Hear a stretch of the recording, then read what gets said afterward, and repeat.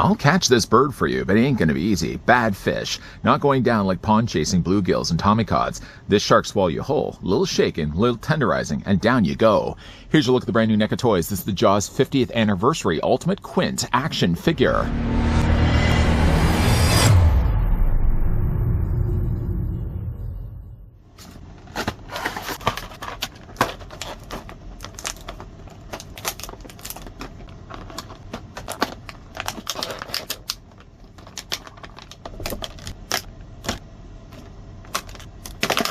Celebrate 50 years of Jaws with NECA. Considered one of the greatest achievements in film, the classic 1975 Steven Spielberg thriller paved the way for what would become the summer blockbuster. The iconic character Sam Quint is now available as an ultimate action figure. The headstrong captain of the Orca hunts the shark until his breeze leads to his bloody demise. Stands at 7-inch scale, the figure includes multiple interchangeable heads, hands, and arms for an alternate look, plus gloved hands, machete, can, crush can, rifle, and harpoon gun. You'll have to excuse these city hands of mine as I take the tape measure to see how tall the ultimate Quint stands. No, by the way, I've not been counting money all my life. The figure, though, of Quint is going to stand at 7 inches in height. He does. You can see it for yourself. That's going to translate, though, to a figure that's 18 centimeters tall. First Quint from NECA Toys? No, not at all. In fact, actually, we did get ourselves a retro cloth release of him, currently to the left. And on to the right, though, we did get ourselves... Cough him up, cough him up. We did get ourselves, though, a Toonie Terrors release of Quint. I had displayed on the shelf inside the mouth, though, of the shark. The shark actually was only just a part of it, and then you got yourself like a little dorsal fin that you kind of had to display a little further back from the shark. Speaking, though, of sharks, I've been trying to get my hands on the large-sized Bruce.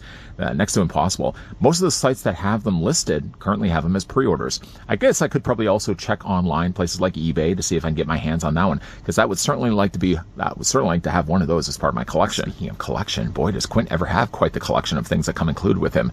The figure does have 3 swappable heads. Technically, 2 of them are rolling away right here. The figure does have 2 way of displaying him with his hands, gloved or otherwise. And the figure does have quite a lot of accessories to hold in those hands. Like, for example, the figure does come included with a couple of beer cans. One can looks possibly full, the other one looks like it's been crumpled up as we saw in the film. I think Robert Shaw has been known, though, during the filming of that movie, to be probably drinking quite a lot of these. Maybe not necessarily this brand, but I think Shaw was drinking quite a bit. He does have, though, gripping hands to hold these. Now, this hand would basically be good for holding not only the full can, which you have to kind of pry the fingers a little bit away from themselves, and he holds the can perfectly fine. If you prefer, though, to have him just finished his beverage, you can also have the crunched can sitting in his hand as well. The one concern, though, I really have about the crunched can is it does appear to be like a sticker that they've applied over top of a cylindrical piece of silver plastic. I don't know the longevity of this, if this is going to be always in his hand, whether that's going to start to fray or lift the plastic label. Still, though, it's the fact that we actually have ourselves cans are still a nice touch. I did also want to show you guys some of the accessories that come included with the retro cloth release, so you guys can see the differences there. Knowing right away, I'm sure that the larger thing would be belonging to the retro cloth and the smaller belonging to the ultimate. You can see the differences in the colors between the 2 cans. He did also come included with a smashed can. So again, there's the larger version retro cloth release, and the slightly more obviously smaller ultimate release of the smashed can. The figure does also have a couple of pointing hands, a couple of other gestured hands, a hand for really good for holding like the machete, for example, one for good holding or pointing, or you can also use it as well for the harpoon gun. The figure does also have a couple of gripping hands if you want to have them displayed with the gloves. I do actually like the fact that the gloves have some wear look to them. These aren't new gloves the man just bought in the store. These look like something he's had on the boat for quite a long time. He does also have another hand, again, good for holding the harpoon gun. The harpoon gun, by the way, is right over here. You can also have that good for displaying as well with the gun. The gun is one thing, of course, we can get into his hands. I guess maybe before we do that, though, we don't want to rush ahead of ourselves, showing you guys what the gun looks like here. I think this is actually one of the few accessories that didn't belong to the retro cloth Quint. He did come included, though, with the rifle and the harpoon gun, but omitted altogether. The figure didn't come included with this gun. Again, you can either use the non-gloved hand if you prefer. It's basically just... Now this, again, you may have to heat these hands a little bit. Truth be told, though, I did heat these earlier, but I think the plastic has cooled a little too much.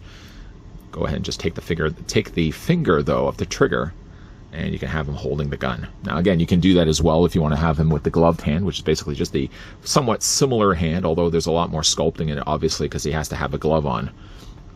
Speaking of guns as well, the figure does also come included with his rifle. And just to reach offside here, here's also the rifle that came included with the retro cloth release. There is, though, notably color differences between the two. More of a kind of lighter cherry wood, maybe perhaps, for the rifle for the retro cloth. More of a darker chestnut for the Ultimate release. It can be, of course, holstered on the side of his shoulder there, if you certainly would like to have that displayed that way. I did find, though, there was an issue kind of having him to hold the rifle, as it's always something that seems to be sliding down his arm. So you may want to just kind of have it slightly more in an angle, and just have it balancing like that, and just hope that nobody coughs, nobody sneezes, nobody moves, because that rifle, I'm sure, is going to shimmy its way down his shoulder. He does also come included with a harpoon gun. And just to, again, apples to apples, harpoons to harpoons. This is the one on the bottom here is the retro cloth. The one on the top, again, smaller, is the Ultimate release. Not too much different. Again, there's a lot more color, though, for the retro than there is on the Ultimate. The Ultimate seems a little bit more muted. The harpoons, by the way, are not removable. Don't try to yank them, whatever you do. He does also have, at his disposal, a machete. Now, just again, show you guys the differences. The machete on the bottom, retro cloth. The machete on the top, again, Ultimate release. What else does he have? He has a baseball bat. Now, one thing I did notice, though, about the baseball bats, not only is that one is bigger than the other, but also that the retro cloth had a lot more grain all over it. This one, though, I'd have to go back and re-watch the movie. Yeah, twist my rubber arm. The smaller one definitely doesn't have any grain on it at all. I don't know, though, if that's film accurate or not, or whether it should really have the grain. You could be the judge for yourself. Lastly, though, the figure does also have, if I just kind of move everything all out of the way, technically also the figure does also have some swappable heads. Now, what we did get, though, with the retro cloth release, we didn't technically get swappable heads. What we got instead, though, was removable hat. You just took the cap off, and then he had the bandana, and you could just put the bandana over top of his head like this. Now, I've done reviews of this if you certainly did want to go back and re-watch that. But that kind of did the job of really not having to have two heads, because you basically would just be able to do the same without just removing the cap and swapping it out that way. Let's pop that back in place. What they've done, though, instead is actually Quint does have two other head sculpts. One that actually does the exact same thing that I just did. It does actually give you a head sculpt that already has the bandana on the top. Nicely sculpted heads.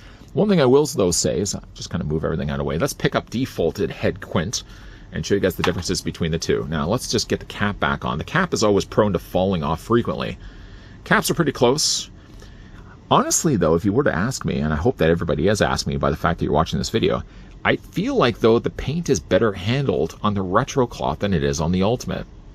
Granted, though, the Ultimate does have a little bit more contrasting, like it's got the lighter red around the areas of the cheeks and the nose. Natural sun burning, I would imagine, as this man's been on the boat all day. This one doesn't have as much of that, but I do feel like the colors feel richer on the retro.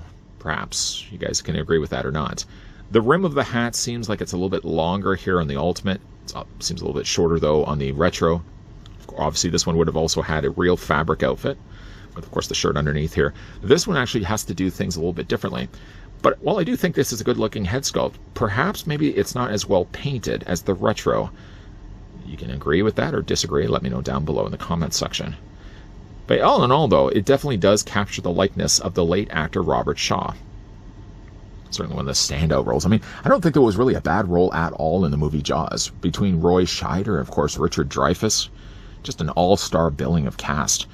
Now, if you did want to change out the head sculpts, one actually, though, I did want to show you. I didn't really show you the third one. So he has the capped head, he has the bandana head, and then he also has the laughing head. Would it be wrong for me to say I kind of wish that he had a screaming head as well? Maybe there would be like the final moments of Quint action figure that was released as well. Maybe a bloodied version of that. I don't know, like, it's really kind of hard to say, because as a collector, I would say I would like to see this, but perhaps as well, like, maybe the family of Robert Shaw don't want to release a bloodied version of him. But then a screaming version of his head sculpt certainly would be ideal. If you did, though, want to change out the heads, just hold on to the torso, whatever you do. Pop off the head from the provided ball joint. Pop the new head that you want to do in place. And the hard thing with this always is that NECA does such a good job on the head sculpts and like the swappable component pieces. It would be hard-pressed not to want to go out and buy another one of these just so I can have the figure displayed in two different ways. So keep the jacket on, for example, and have it with the capped head. And then have the jacket off, swap the arms out, which I'll do in a second, and have them displayed like this. I think, honestly, the only one that's going to be the odd man out is going to be this head sculpt.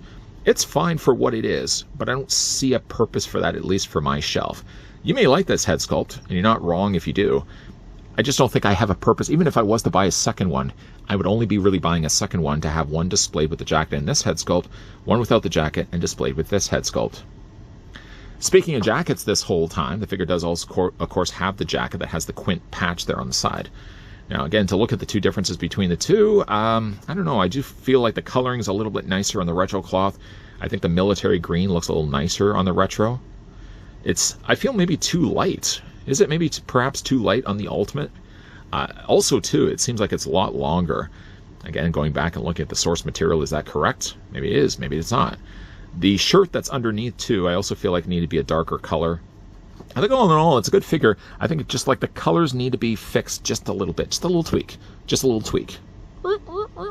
Speaking of tweaking, if you want to tweak the look of Quint, you're going to take the head off here. Not that it really matters. I guess you could really technically keep the head on. I just find it kind of easier just to do it without. The figure does also have some swappable sleeves. So essentially the sleeves are going to be replacing what's here. So you would have to imagine in your head. You won't have to imagine very long. It's just that the jacket's going to be now taken off. So to take the jacket off, all the first you'll have to do is just remove the arms. Do it on both sides. Just like that. And then just easily slide the jacket off. That's all that's really required. Take the arms, of course, that you want to use. Now, I know right now we're missing a few hands, so all hands on deck. There we go. That was a terrible joke. And then we're going to go ahead and do the exact same thing on this side as well. You really do want to make sure that you plug them in well enough so that when you get to the figure's articulation, which I will be getting more in a moment, you don't want to have those arms popping off. That's the last thing you would want to have. Then take your head sculpt that you want to use. So we're going to go with the bandana head look for Quint. Make sure it's all the way on there. There we go. And let's find ourselves some hands. Now, do we want to use maybe the gloved hands? That might be a good idea. So we're going to take the gloved hands here, and the hands that basically just fit into those holes. I'm sure if you're collecting action figures by now, you're already familiar with the routine. So just wiggle, wiggle, wiggle.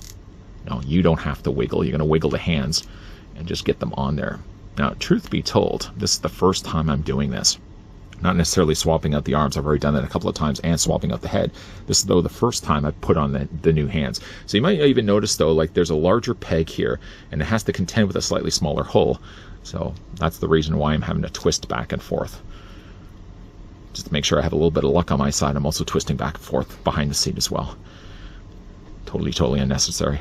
But yeah, get that all the way on there, and now you got Quint with the gloved hands. Now, again, you don't have to necessarily use the gloved hands. And then if you want to have the figure displayed, for example, with the machete. Where's the machete? Right over here. Go ahead and get the machete into his hands. I will say, though, this machete sits awfully loose in this gloved hand. Now, you can also have swapped it out with this hand. Probably might have been the better hand to go with because it's a little bit smaller of a grip. I'm just kind of using this hand for right now, at least to show you guys what this looks like if you want to have the figure displayed on the shelf without, of course, his jacket.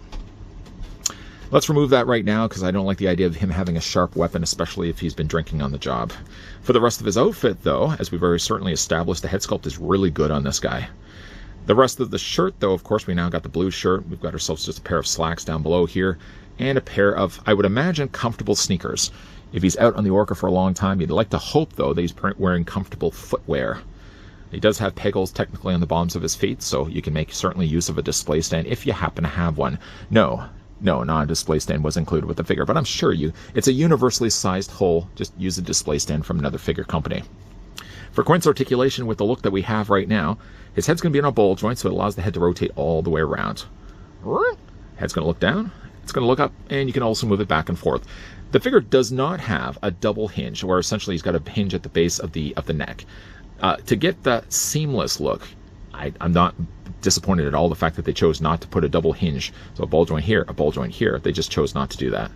He still gets as much mobility as you would expect and really need from a figure without really sacrificing the look of the seamless neck. As for his arms, they do rotate all the way around, hoping though that you get the arms all the way pegged in. They plug out, or when they plugged in, I should say, they allow you at least to pull off a 90-degree angle bend or T-pose. The figure does have a swivel in his arms, so standard levels of articulation with these figures, single hinge only in the elbow, but that single hinge also allows the arm to rotate back and forth. Hands also rotate all the way around. Quint's upper torso is going to be on a ball joint. Now this actually is a softer material. It's harder the further you get up to the shoulders, but it's softer down here. So it does help aid with a little bit of more posability options. The legs do split out. You can see that there's ball joints working behind the scenes. Of course, you can move the legs forward and back. There's a nice swivel there at the top of the thigh, right there, right there. Quint only has a single hinge in the knee. The lower leg does, though, manage to pull off a swivel back and forth. Ankle pivot up and down. Ankle rocker back and forth. Good looking Quint? I'd say so, yeah.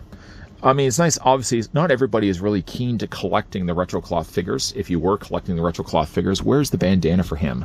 Let's get the bandana on him so he's somewhat like to like.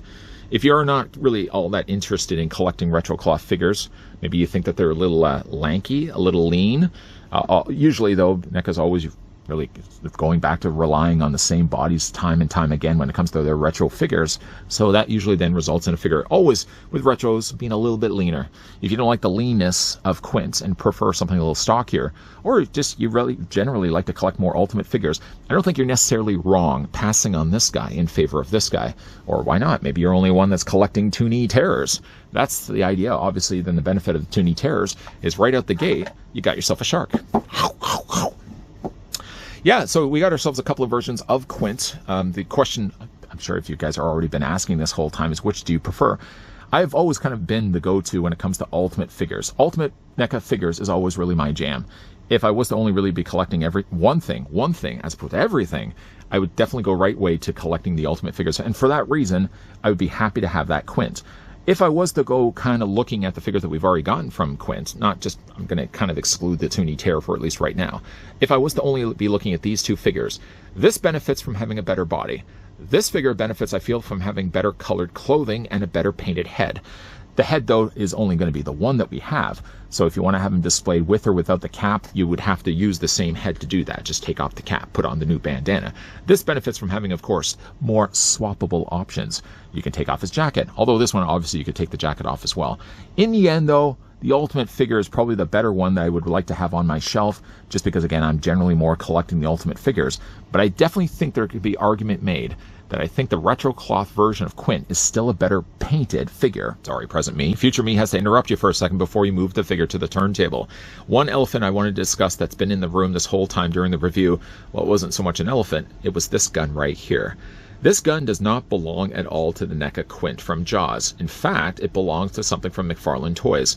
When I took Quint out of the packaging, I put the figure down, I took all the accessories out of the tray, and I moved everything to the far left side of the screen. Sure enough, though, when I moved everything back in to start the review, in the process, I also slid this gun in. I couldn't figure out at the time that I was doing the review why I was talking about a gun that I don't remember seeing in the film. Sure enough, it doesn't appear in the film. It was something that belonged from a completely different toy line, and I was talking away about it. So if you guys have had the chance to pick up this figure for yourselves, have wondered during this whole time of this review, I don't remember seeing this gun. It's because this gun never belonged to Quint in the first place. It belonged to a different line. Okay, let's jump to the turntable. I don't think Jaws coming out on my birthday really has anything to do with why I like the film so much. Jaws came out, by the way, June 20th, 1975. Before you start to do the math, that's only just really the month and the day that matches my birthday. I wasn't actually born in 1975. You've got to add another 3 years on top of that. He's that old? I am that old. As for, though, the release of Quint here as an ultimate figure, does it look, I feel, a lot like the late Robert Shaw? Yes, I do. Does it look, though, better than the retro cloth release? That's debatable. The thing about the retro cloth figures, though, is that back to the basics of using the same body, NECA always goes back to the wellhouse of when they're using the retro cloth figures, it's only really the new head sculpts and the new clothing that you get. It does then mean that when it comes to Quint, the retro cloth release does have notably a much leaner looking body. Some may not like the look of that. Some may just generally like to have more of an articulated plastic figure. So again, I don't think you're wrong necessarily for wanting the ultimate over the retro. Does the retro have better paint on the face? I feel yes. One thing, though, that this one then does benefit from having is that this also has like the reddish in the cheeks and on the nose, so it looks like he's got a bit more of a sunburn. The coloring, though, for the retro cloth, while having a darker color, more lifelike color, it's kind of, again, very more monotoned. There's not really a lot of highs and lows to the paint job that they've done to the face. So some may really argue and say that the ultimate does the job better. This one also certainly does the job better by having 3 swappable heads. The retro cloth did really rely on having just one head, popping off a cap, swapping out with the bandana, rinse and repeat. This one just has to have swappable heads, because you just change it out with 2 other heads that the figure does come included with. Pop off the sleeves, replace out the jacket, and now you can have Quint looking 2 different ways that he appears in the film. If I was, though, to go and buy another one of these Quints, still I don't think I'm going to ever display the figure with the laughing face. I myself would have rather had a screaming face for Quint. The thing about it, though, is Robert Shaw's family, to honor, of course, the legacy of the late actor, maybe they didn't want to sign on to the idea, like if NECA pitched the idea, hey, you know, we want to do a Quint, and then we're going to release another Quint where he's all bloodied, he's going to be screaming like the shark is mowing down him. Maybe Robert Shaw's family looked at that idea and said, yeah, you know what, we're not really liking the idea of that. So maybe they just settled on the idea to release Shaw with 1 figure, 3 swappable head sculpts, and kind of being more remembered for the Quint as the hero, not the Quint that ended up being shark food. What do you guys think of the figure? Let me know down below in the comments section. Do you guys see yourselves picking this one up? And if you do, what plans do you have for displaying him? You going to keep the jacket on with the cap? Or are you going to have the jacket off and with the bandana? If you guys did also enjoy this video, you can do it a solid and throw it a like. You guys want to stick around for more so? I hope so. This, by the way, isn't the end of Shark Week, even though Shark Week really for us is only going to be consisting of 2 videos. Maybe wrapping up things right now for the Ultimate Quint. Right around the corner, though, we're going to be looking at Ultimate Hoopa! He's definitely going to be coming your way, so I hope you guys are going to be coming for that. As always, thanks for watching. See you guys next time.